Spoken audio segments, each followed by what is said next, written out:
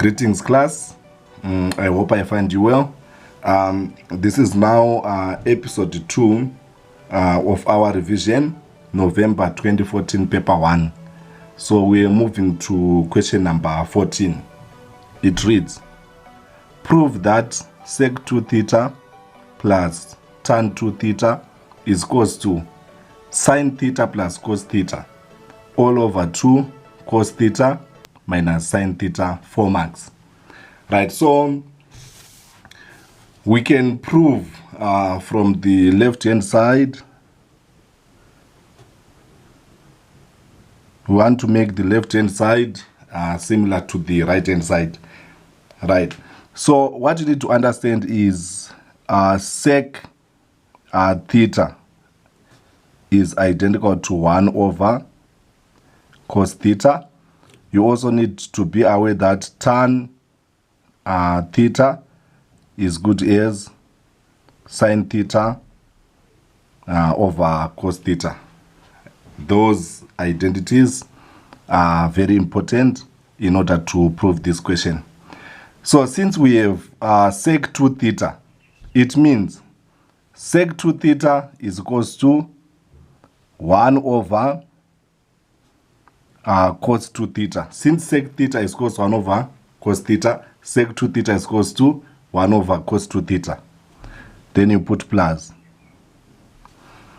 Tan 2 theta is good as sin 2 theta divided by cos 2 theta. Using the relationship tan theta is equals to sin theta over cos theta. I hope you are following class. So you can clearly notice that we have got a common denominator, which is cos 2 theta.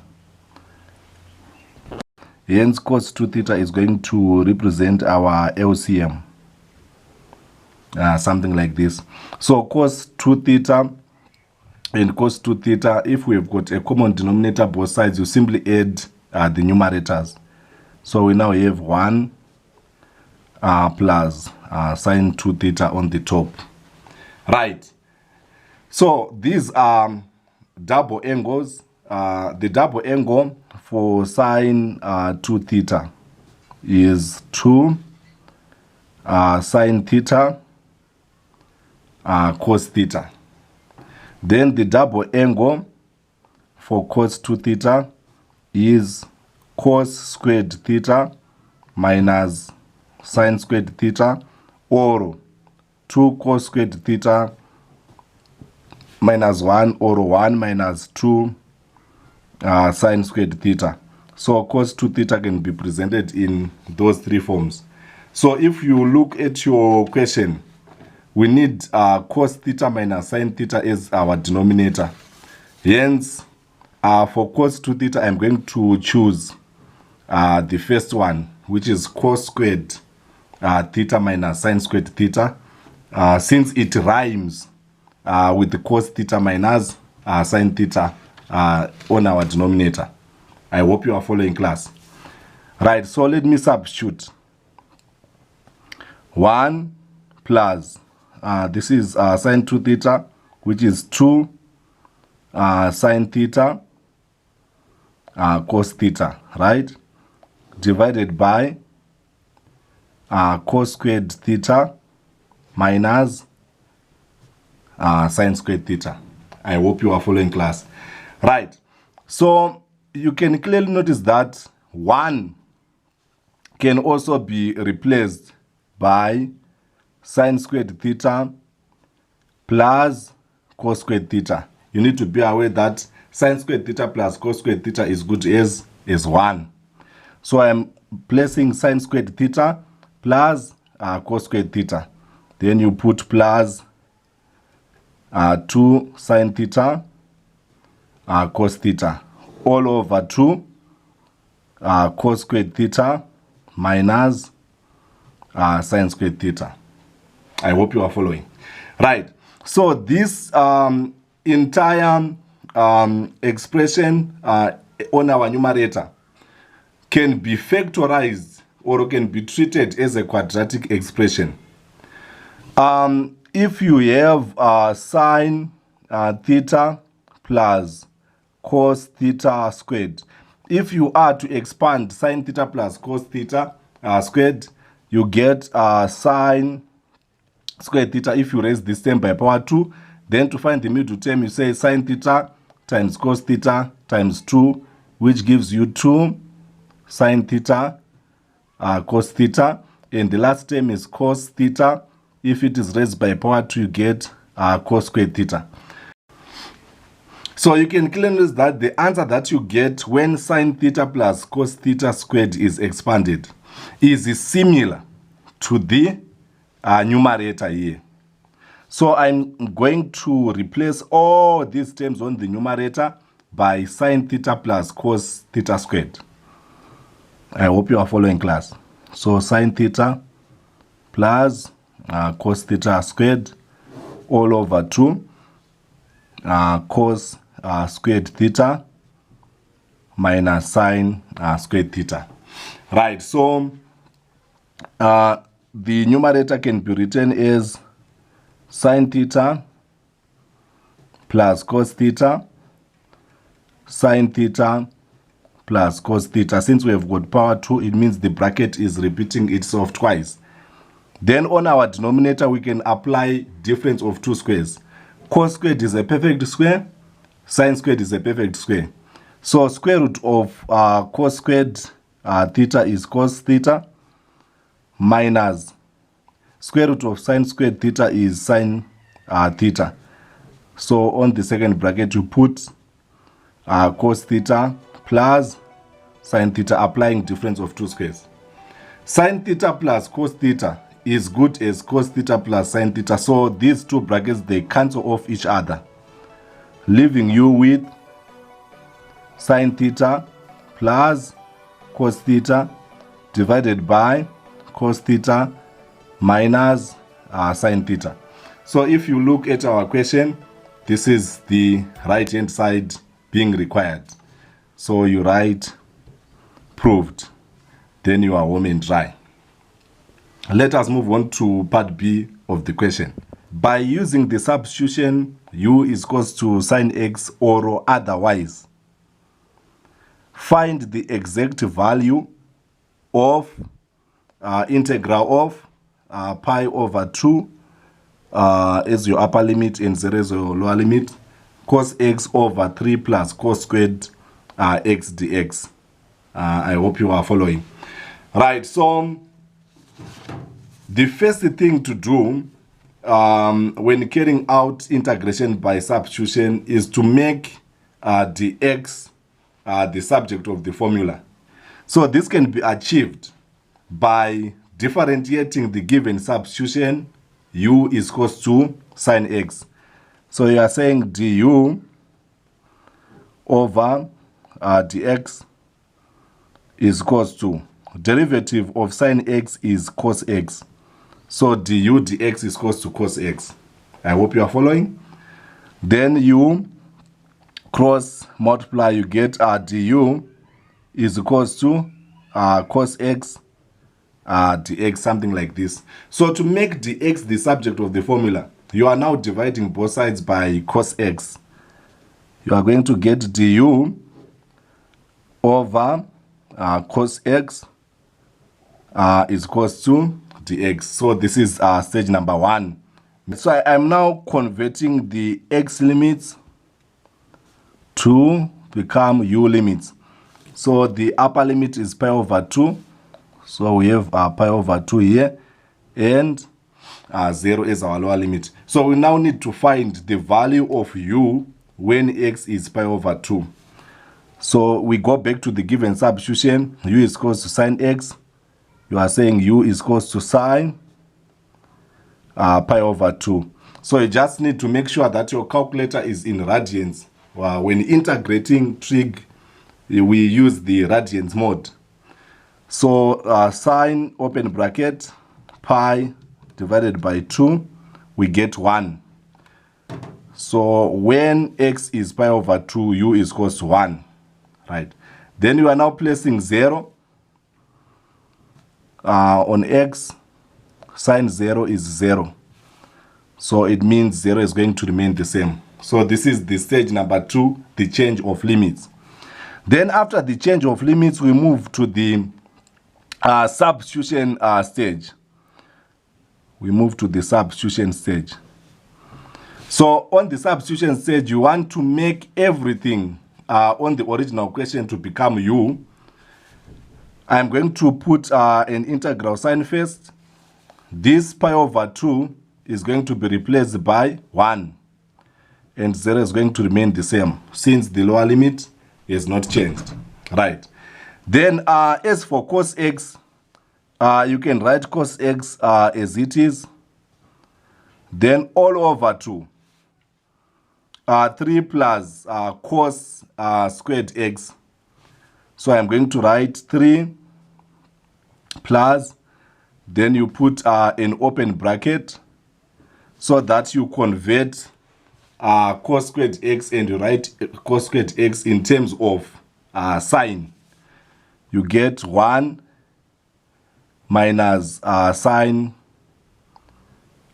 squared x, something like this. You get 1 minus sine squared x, which is good as cos squared x. Then on dx, we are going to put the dx that we have made the subject of the formula, and dx is du over cos x, something like this. I hope you are following. So you can clearly notice that cos x and cos x, they cancel off each other. So if we cancel them, you'll be left out with integral of 1, 0 lower limit. Your numerator becomes 1. Then you say 3 plus 1 minus sine squared x. Since u is sine on our substitution, it means sine squared x becomes u squared. Then you put du. Now that everything is now in terms of u, we can safely integrate. So here, let us simplify our denominator further. 3 plus 1, you get 4 minus u squared. Then you write du, something like this. Right, 4 minus u squared can be written as 2 minus u, 2 plus u, using difference of 2 squares. So we now have 1 over 2 minus u, 2 plus u, using difference of 2 squares. So in order to factorize this, we can first of all partialize it. So 1 over 2 minus u, 2 plus u is identical to a over 2 minus u plus b over 2 plus u, something like this. So a open bracket 2 plus u plus b open bracket 2 minus u is identical to 1. So we want to use the elimination approach. When u is equals to 2, we'll be able to eliminate b for us to find a. So a is equals to 2 plus 2, placing 2 on u, is equals to 1. So this becomes 4a is equals to 1. Therefore, a is equals to 1/4. I hope you are following. Then when u is equals to minus 2, we'll be able to eliminate a for us to find b. So you write b is open bracket 2. You put minus, but u is minus 2.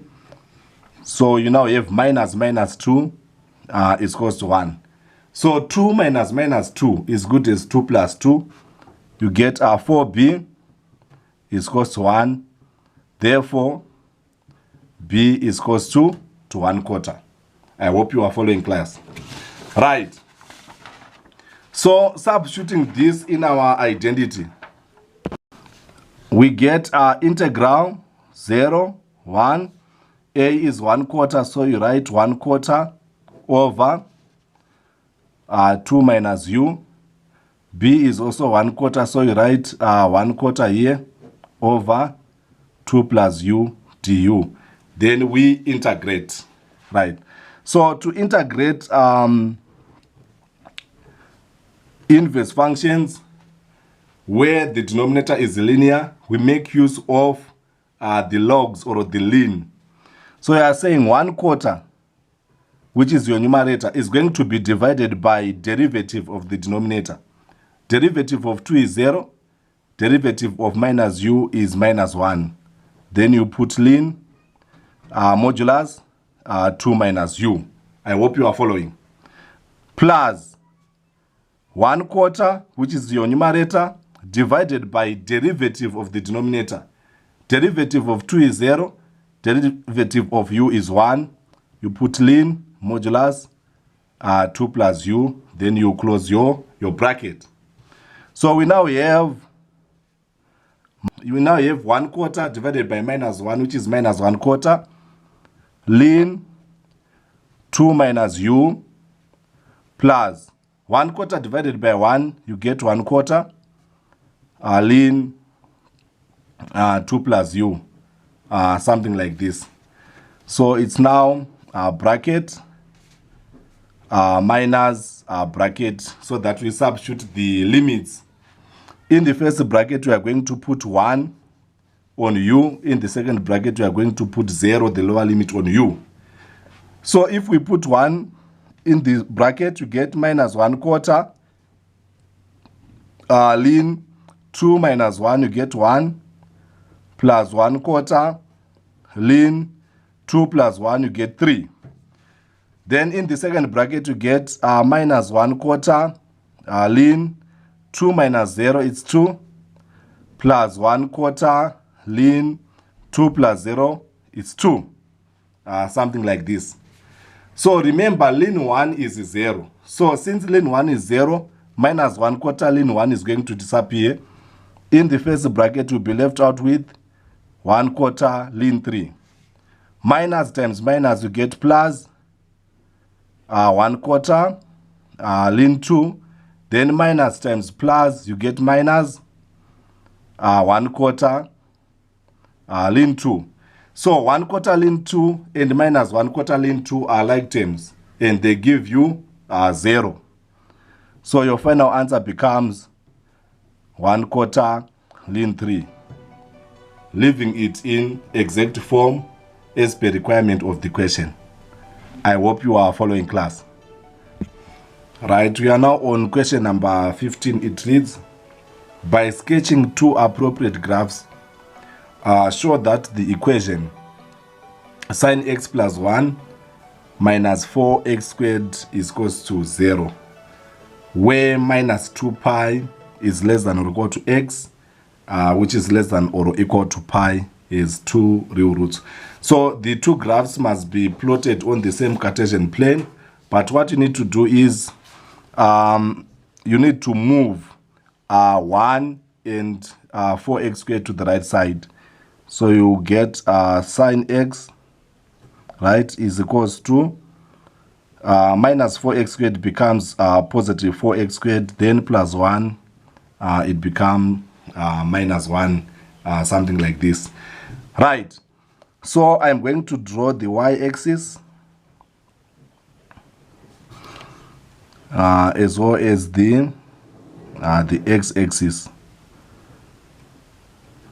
Then we put 0 as our origin. So we are going to use the given range minus 2 pi to 2 pi. So on this one, I'm going to write pi over 2. Then you write pi. After that, you write 3 pi over 2. Then you write 2 pi. These are critical values. Here you write minus pi over 2. Then you write minus pi.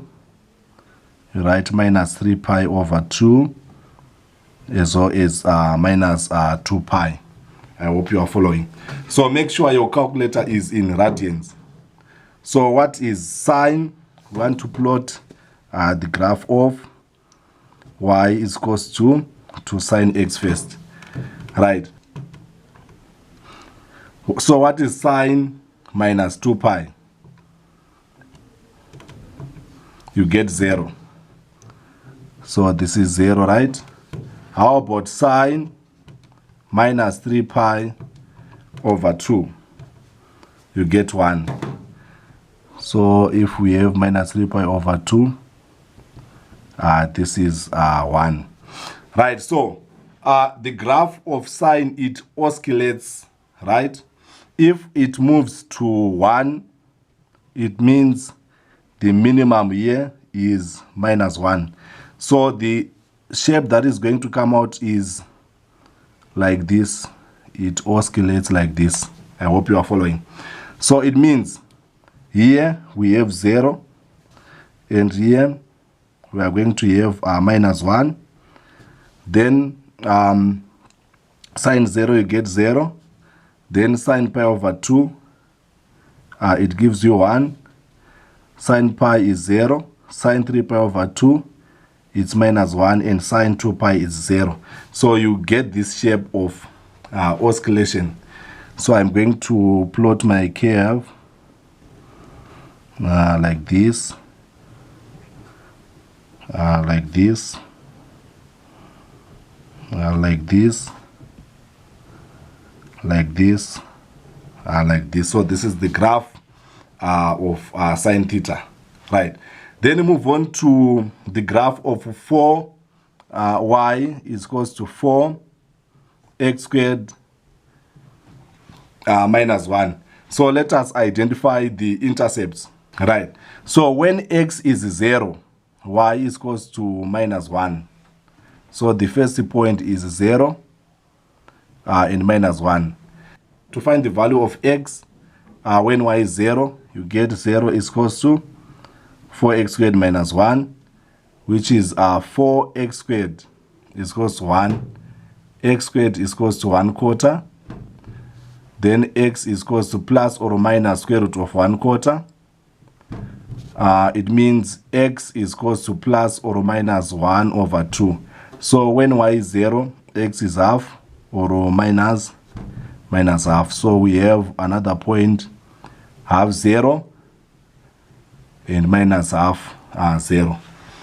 I hope you are following. Right. So firstly, you need to check pi over 2. Pi divided by 2 is 1,5. 1,5 is a number which is greater than 0,5. So it simply means half is between 0 and pi over 2. So this is where half lies. Same applies, minus half is between 0 and minus pi over 2. So this is where minus half lies. But our graph is passing through 0 and minus 1. 0 and minus 1, this is 0 and minus 1. Right, so we want to connect the points to draw the parabola. So it is going to come out like this. Like this. So this is the graph of y is equals to 4x squared minus 1. So after the sketch, you can clearly notice that our the two graphs are intersecting twice, at this point and at this point. So when giving your conclusion, you say, since the two graphs intersect or meet twice, it implies that the equation has two real roots. Then you are home and dry. Let us move on to part B of the question. So number 15, item 2, it reads, verify by calculation that the positive root in 1 lies between x is equals to 0,6 and x is equals to 0,7. So you move everything to one side in such a way that the other side is 0. So sine x plus 1 minus 4x squared now represent what we call f of x. I hope you are following class. So we are saying f of x is equals to sine x plus 1 minus 4x squared, something like this. Right, so we want to prove by calculation that the root lies between x is equals to 0,6 and x is equals to 0,7. So what you need to do is you find f of 0,6. Then you find f of 0,7. Sign change.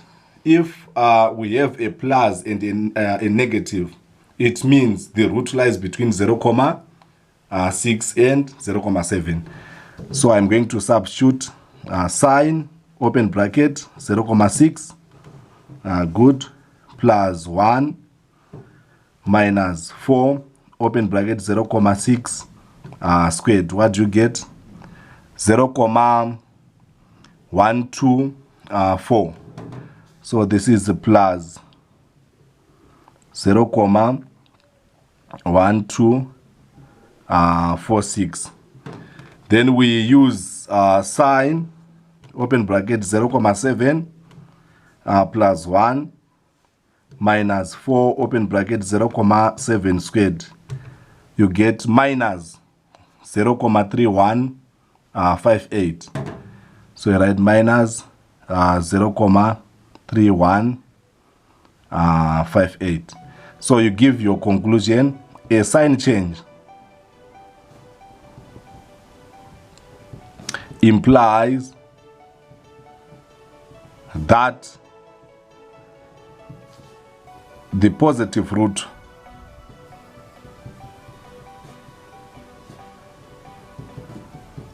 in part A1 lies between 0,6 and 0,7. Then you are home and dry. Let us move on to item 3. Taking x0 is equals to 0,6 as the first approximation. Good. Use Newton-Raphson method twice to find the root correct to 5 decimal places, 4 marks. So you first of all write down the formula for Newton-Raphson. Xn plus 1 is equals to xn minus f of xn over first prime of xn, something like this. So we need to find the derivative of f of x first. So first prime of x is equals to derivative of sine x, you get cos x. Derivative of 1 is 0 since 1 is a constant term. Then derivative of minus 4x squared is going to be found using the power rule. So 2 times minus 4, you get minus 8. Then you less this 2 with 1, you will be left out with x. So derivative is cos x minus 8x. So since we are given x0 is 0,6, we need to read the question to understand the number of times the examiner wants us to perform the Newton-Raphson. Use Newton-Raphson twice. So if it is twice, it means we need to find x1 and x2. So how do you find x1? To find x1, you substitute the initial value, which is 0,6, in the formula. So we are going to put 0,6 on xn minus, then I put a big bracket, something like this. Then I'm going to substitute 0,6 in f of x to get f of xn. So our f of x, let me put a division line first. Our f of x is sine x plus 1 minus 4x squared. So you write sine 0,6 plus 1 minus 4, open bracket, 0,6 squared, something like this. Then we substitute 0,6 in the first prime to get first prime of xn. So our first prime is cos x minus 8x. So you get cos 0,6 minus 8, open bracket, 0,6. Then you close your bracket. Right, so let me punch this in our calculator. So we have 0,6, 0,6, right, minus, then you put open bracket. So this bracket, the first one, is representing this big bracket. Then I'm now placing another open bracket where I'm going to punch the numerator. So sine 0,6 plus 1 minus 4 open bracket 0,6 squared. Then you close the bracket. We are through with the numerator. Then divide by, then you put another open bracket to punch the denominator. So it's cos 0,6 minus 8 open bracket 0,6 close bracket. Then you put another close bracket for the big bracket equals. So they are saying give your answer to 5 decimal places. You get 6313 So to find the second approximation, it is now easy. You just need to play back your calculator like this. In front of this 6, we are going to put 3136. So to make it 0,6313, because you are now substituting x1 into the formula. So what you need to do is you make sure that you place this arrow in front of 6, then you write 36, then you move on. In front of 6, you place this arrow, then you punch 36, then you move on.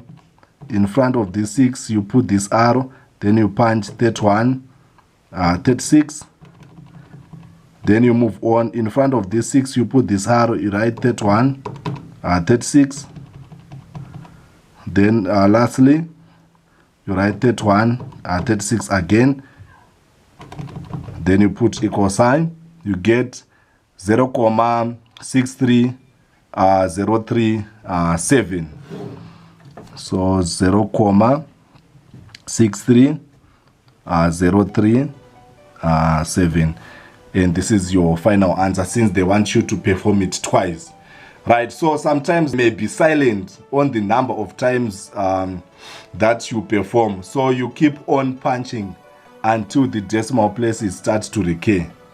Right, we are now moving on to question number 16. It reads, find the perpendicular distance of the point P from the line whose equation is 3x minus 5y is equals to 7, 6 marks.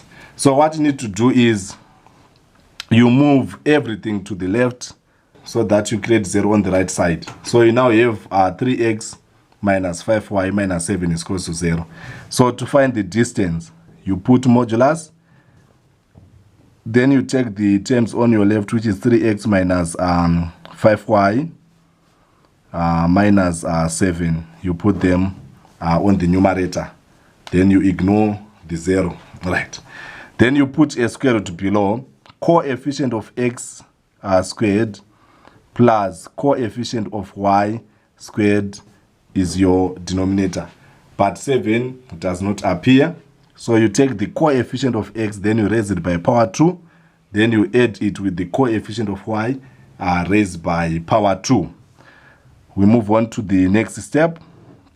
So for the next step, we want to substitute minus 3 on x and 2 on y. This is the point P, right? So on our numerator, on x, we are going to put minus 3. On y, we are going to put 2. You get 3 minus 3 minus 5 open bracket. Then you put 2 on y, minus 7 all over 2, square root of 3 squared plus minus 5 squared, something like this. So the reason for placing the modulus is if your answer comes as minus 2, you present it as 2. So modulus is going to turn every negative into positive, since distance cannot be negative. So this is the reason for placing this modulus. So let us punch on the numerator. So you have 3 open bracket minus 3, good, minus 5 open bracket, 2 minus 7. You get minus 26. So I'm going to write minus 26 at the top. Then below you are saying 3 squared plus minus 5 squared. What do you get? 34. So you are going to put square root of 34 inside. So your final answer is 26 over square root of 34. Since the modulus, it means ignore the negative sign. Right, we are now moving on to question number 16b. It reads, find the equation of a circle which passes through the point 54 and touches the y-axis at 02. So I want you to notice something. If a circle touches y-axis, there is something that you need to understand. If a circle touches y-axis, it means the y coordinate of the center is known. The y coordinate of the center is known. Whenever you hear that the circle touches the y-axis, it simply means the y coordinate of the center is known. So the circle is touching the y-axis at point 02. It means if the coordinates of the center are being represented by A and B, it simply means B is equivalent to 2. I hope you are following.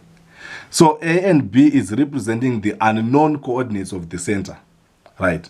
But whenever you hear that the circle touches the y-axis, it simply means the y coordinate of the center is known, and the y coordinate of the center is equal to the value of y at the point of touching, or at the point where the y-axis is tangent to the circle. I hope you are following. So you know that radius and tangent, they form 90 degrees at their point of contact. So if this line is vertical, the y-axis is always vertical, it simply means that the radius is horizontal. So if the radius is horizontal, the y coordinate of the center is at the same level with this value of 2. I hope you are following. So we now know that the y value on the center is 2, as it is being aligned to this 2. I hope you are following. So the missing part is the x value, right? But there is another condition given in the question which passes through point 54. So let me put 54 on the circumference. So the circle is also passing through 54. Right, so the relationship between 02 and the center, we refer to it as the radius. And the relationship between 54 and the center is also represented as radius. So it means the distance from O to 02 is equivalent to the distance from O to 54. I hope you are following. This is going to help me to create an equation which is going to assist me to find the value of A.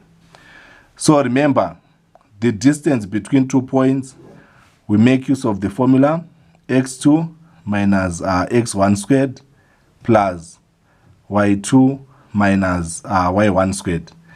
So I'm going to find the distance between 02 and our center, which is A2, since we now know the y coordinate.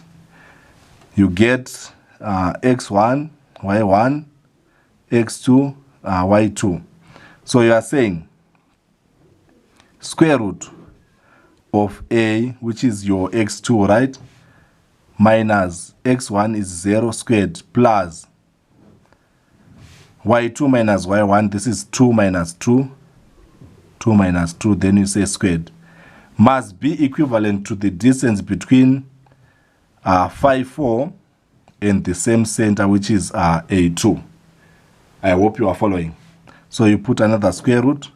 So you are saying A here minus 5 squared plus y2, which is 2, minus y1, which is 4, then you say squared. Since the root sign are appearing both sides, you can ignore them. So a minus 0 squared, you'll be left out with a squared. 2 minus 2 squared is 0. So on the left side, you have a squared. Then let us expand a minus 5 squared. You get a squared minus 10a plus 25. I hope you are following. Then 2 minus 4, you get minus 2. Minus 2 squared, it gives you plus 4. I hope you are following, class. So equal terms appearing both sides, they cancel off each other. So I'm now cancelling a squared and a squared. You'll be left out with 0 is equals to minus 10a plus 29, which is good as 10a is equals to 29. So divide both sides by 10. You get a is equals to 2,9.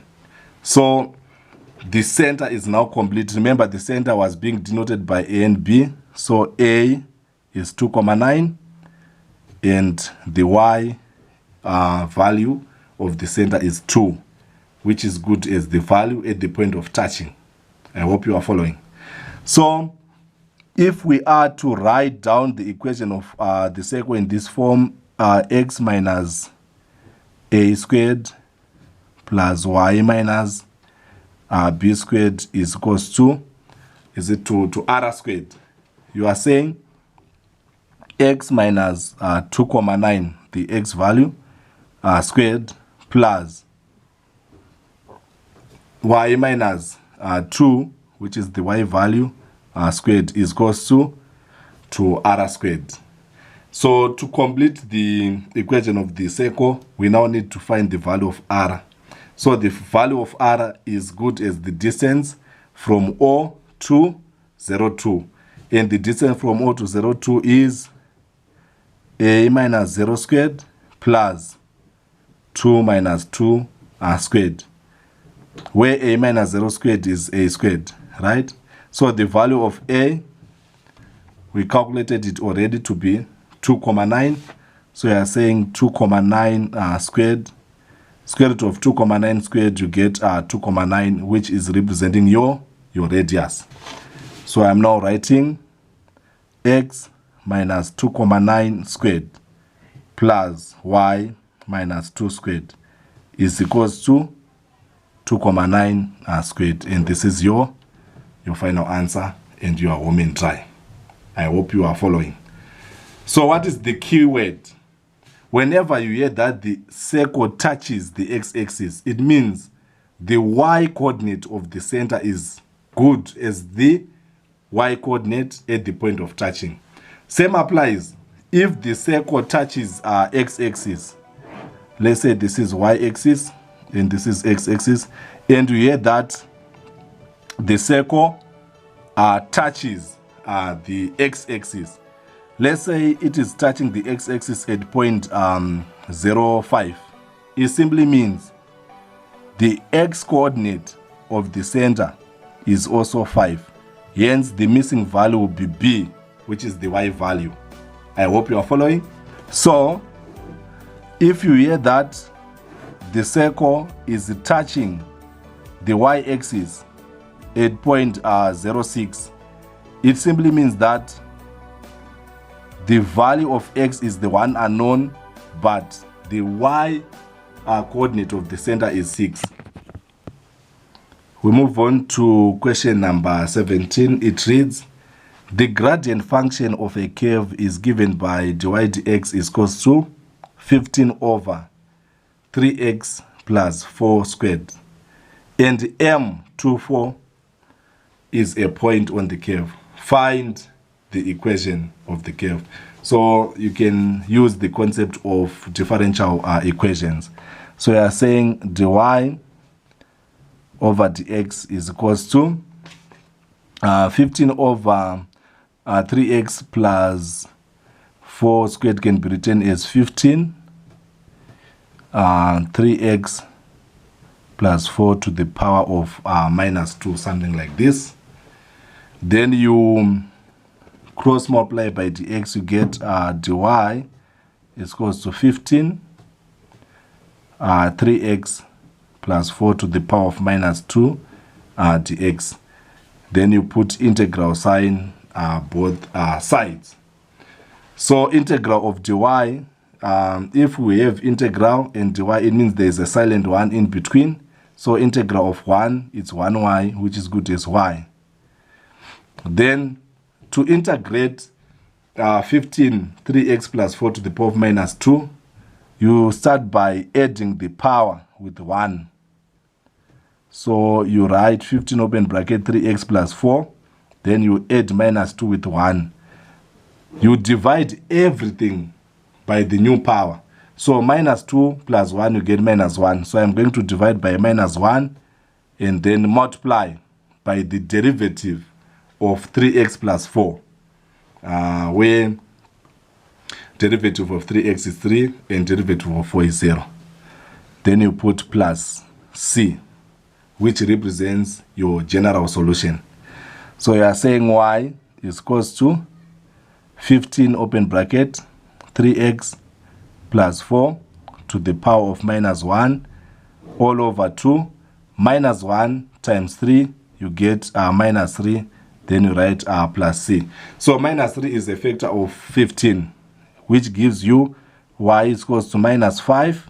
Since minus 3 into 15, you get minus 5. Open bracket 3x plus 4 to the power of minus 1 plus c. This is our general solution. So to find c, you then utilize this information. And M26 is a point on the curve. So if we use M26, we are substituting 2 on x and 6 on y to find c. I hope you are following. So I'm going to put c on the left side where there is y. Then you say it's equals to minus 5. If you substitute 2 on x, you get 3 times 2, which is good as 6, plus 4 to the power of minus 1. Then you write plus c.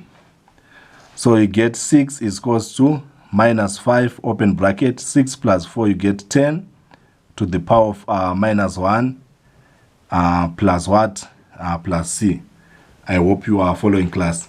So we are going to move this to the left. You get 6 plus 5, 10 to the power of minus 1 is equals to c. So 10 to the power of minus 1 is good as 1 over 10.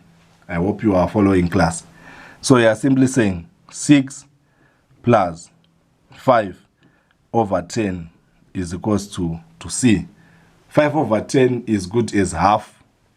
So it's 6 plus 0,5 is equals to c. 6,5 is equals to c.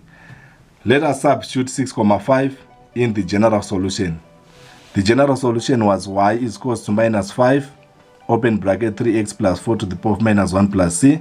It now reads as y is equals to minus 5, 3x plus 4 to the power of minus 1 plus c, which is 6,5. And this is your particular solution. So this is how you're supposed to attack this one. Let us move on to the last question, which is number 17b. Right, number 17b, it reads, the rate of increase in the number of people X who own a laptop is proportional to the product of X and N minus 1. So whenever you see the rate of increase, it means we are increasing a certain variable with respect to time. So the rate of increase in the number of people X. So you are writing dx, say dx over dt. So dx over dt is the differential coefficient. But if you come across a question which says the rate of decrease, you write negative dx over dt for decrease. But for increase, your differential coefficient must be positive, right? Is proportional to, so I'm going to put a variation sign, is proportional to the product of x and n minus x. So you are saying x open bracket n minus x, where n is the total number of population. I hope you are following. So we can reduce this by introducing equal sign. If you introduce an equal sign, it causes you to multiply the right side with the constant of proportionality k. So you get is equals to kx open bracket n minus x, something like this. I hope you are following. Right, let us move on to the next question. Initially, x is equals to 1 over 10. So when solving DE, if you hear the word initially, it simply means when t is equals to 0. Initially is the start of the process. So I'm saying when t is equals to 0, x is equals to 1 over 10n. When t is equals to 0, x is equals to 1 over 10n. Then, after 1 week, x is equals to 1/4 n. So when t is equals to 1, x is equals to 1/4 of n, something like this. So these pair of value of t and n and x, they help you to find the constants, which is the constant k, and the other constant which is going to be produced after solving the DE. So how do you solve this DE? Form a differential equation from the above information and show that after 2 weeks, x over n minus x is equals to 3 to the power of t minus 2. So we want to solve this DE. You start by multiplying both sides by dt. You get kx open bracket n minus x, then you write dt, something like this. Then I'm going to divide both sides by x n minus x. You get 1 over x open bracket n minus x dx is equals to k dt. Dividing both sides by x n minus x. Remember, on the left side where there is dx, there is a silent 1. So you are dividing both sides by x n minus x. You get 1 over x n minus x on the left. Then you put integral sign both sides. So you can clearly notice that on the left side, we need to partialize the fraction using linear factors. So 1 over x n minus x is identical to a over x plus b over n minus x. It's equals to a over x plus b over n minus x, something like this. I hope you are following. Then a x into the LCM, you'll be left out with n minus x plus b. N minus x into this LCM, you'll be left out with x, which multiplies b, you get bx is identical to this one. So we want to use the elimination method. When x is 0, you'll be able to eliminate b for you to find a.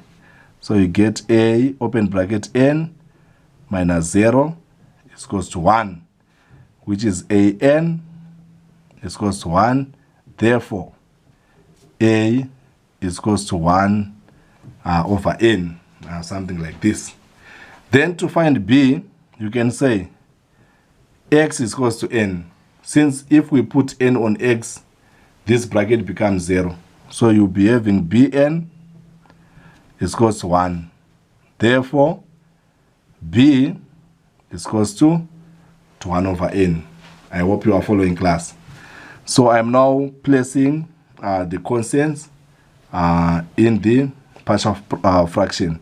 you get 1 over n over x plus 1 over n divided by n minus x dx is equals to integral of k dt. Right, so we want to make use of ln or the logs. 1 over n divided by derivative of the denominator, you get 1 over n. Then you put ln modulus of x.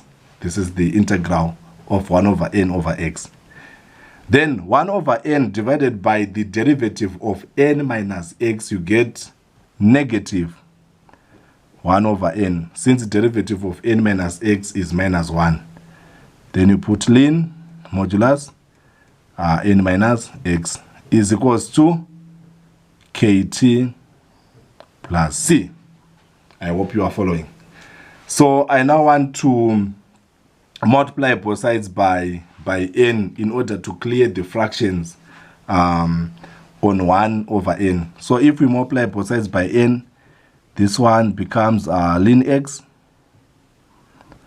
minus ln n minus x is equals to n kt plus nc. So remember, under this topic, a constant term can be replaced by another constant term. Nk is a constant term, nc is a constant term. So you can rewrite as ln modulus of x minus ln modulus of n minus x is equals to a t plus b, since a constant term can be replaced by another constant term. Then, according to the laws of logs, whenever you subtract, you combine the two logs by dividing. So you are writing ln open bracket, x is the first number, divided by n minus x is equals to at plus b. Then you introduce exponential both sides. So I want you to notice that exponential of ln 9, it gives you 9. Exponential of ln 20, it gives you 20. So if an exponential is raised by a ln of a certain number, the number in front of the ln is your answer. Take note of that. But if you have exponential of 2, ln 4, you start by raising 4 by 2, since the number at the back of ln represent the power. So you have e to the power of ln 4 squared, which is e to the power of ln 16, and you get 16. So in simple terms, an exponential raised by a ln, your answer is the number in front of the ln. Let us go back to the question. This is e to the power of ln x over n minus x. It means you'll be left out with x over n minus x. Because this exponential is raised by ln, your answer is the number in front of the ln. And the number in front of the ln is x over n minus x. Is equals to, right, e to the power of a t plus what? Plus b. Something like this. So remember, on our show that we want to have x over n minus x on our left, and we have achieved that. We now have x over n minus x on our left. So to completely attack this question, we now want to find the constant a and the constant b. You will be assisted by this pair, right, of t and x. Remember, the question stated, initially, x is equals to 1 over 10n, and I explained that initially it simply means when t is equals to 0, which is the start of the process. So when t is equals to 0, x is equals to 1 over 10n. So I'm going to put 1 over 10n on x is equals to n minus 1 over 10 n on x is equals to, remember, when t is 0. So you'll be having e to the power, right, of this becomes 0 plus b. So you'll be left with e to the power of b on the right side. So 1 over 10n is our numerator on the left. Then n is good as 1n. So you are saying 1 minus 1 over 10, you get 9 over 10n is equals to e to the power of b. I hope you are following. So you can clearly notice that n and n, they cancel off each other. 1 over 10 is 0, 1. 9 over 10 is 0, 0,9 is equals to e to the power of b. So you get 1 over 9 is e to the power of b, something like this. So to find b, you need to introduce ln both sides. So you now have ln on the left and ln on the right. So you get ln 1 over 9 is equals to b ln e, where ln e is 1. So this is ln 1 over 9 is equals to b. So this is the value for b. I hope you are following. Right, so let us find the value for a. To find the value for a, they are saying when t is 1, x is equals to 1/4 of n. So I'm substituting here. You put 1 over 4n on x all over to n minus 1 over 4n is equals to e to the power of at dot product e to the power of b. I hope you are following. So you can save, you can make use of e to the power of b. Remember, when working, we reached a stage where e to the power of b was equal to 0,1 over 0,9. So in simple terms, we are saying e to the power of b is good as 1 over 9. E to the power of b here is good as 1 over 9. So I'm going to put 1 over 9 on e to the power of b. So you get 1/4 n is equals to, this is 1n. 1n minus 1/4, you get 3/4 of n is equals to 1 over 9, representing e to the power of b, e to the power of at. I hope you are listening, class. Right. So n and n, they cancel off each other. Then 1/4 divided by 3/4, you get 1/3 is equals to 1 over 9 e to the power of at. But they said t is equals to 1. So it's 1/3, 1 over 9 e to the power of a. Then you put 1 on t. Since they are saying after 1 week, x is equals to 1/4 n. So the value of t is 1. So you get 1 over 3 divided by 1 over 9 is equals to e to the power of a, which gives you 3 is equals to e to the power of a. I hope you are following. So let us substitute. We are saying x over n minus x is equals to e to the power of at plus b, right? So you are saying x over n minus x is equals to e to the power of at dot product e to the power of b. X over n minus x is equals to e to the power of a we found it to be 3. So I'm putting 3 here, then raise it with this t, where 3 is representing EA, dot product. So what is e to the power of b? E to the power of b is good as 1 over 9. So I'm going to write it as 1 over 3 squared, something like this. Remember, they show that they want you to produce 3 to the power of t minus 2 on the right. So let us convert 9 to become 3 squared. So you now have x over n minus x is equals to 3 to the power of t, dot product 3 to the power of minus t.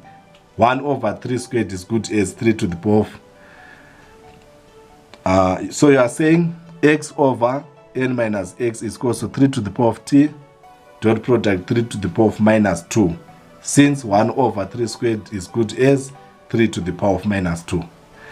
So you get x over n minus x is equals to 3 t minus 2. Since if you multiply numbers with the same base, you add the powers.